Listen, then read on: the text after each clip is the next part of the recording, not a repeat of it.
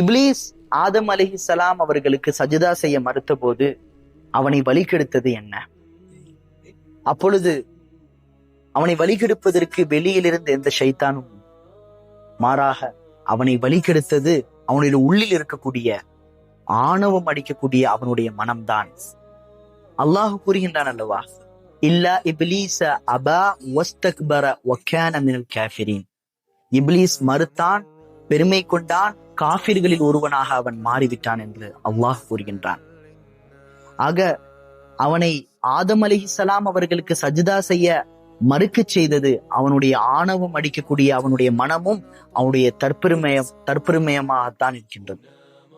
இதிலிருந்து ஒரு விஷயம் நமக்கு தெளிவாக புரிகின்றது.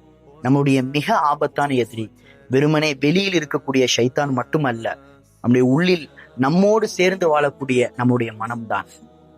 ஷைத்தான் தீமைகளை வெளியில் இருந்து கொண்டு வருகின்றான் என்றால் அந்த தீமைகளுக்கு வழிவிட்டு நம்மை செயல்படுத்த வைப்பது நம்முடைய மனமாகத்தான் இருக்கின்றது. நம்முடைய மனதை குறித்து அல்லாஹு தாலா கூறும் பொழுது, இன்ன நஃப்ஸல அம்மாரத்தும் பிஸ்ஸூ, மனித மனம் தீமையை தூண்டக்கூடியதாக இருக்கின்றது என்று அல்லாஹ் கூறுகின்றான். ஷைத்தானுடைய சூழ்ச்சியை பற்றி அல்லாஹ் கூறும் பொழுது, இன்ன கைத ஷைத்தானி கான ضعيفا, ஷைத்தானுடைய சூழ்ச்சிகளோ மிகவும் பலவீனமானதாக இருக்கின்றது என்று அல்லாஹ் கூறுகின்றான். ஆக நம்முடைய நஃப்ஸை விட்டும் நாம் அதிகமாக பாதுகாப்பு தேடுபவர்களாக நாம் இருக்க வேண்டும். அஸ்ஸலாமு அலைக்கும் வரஹ்மத்துல்லாஹ்.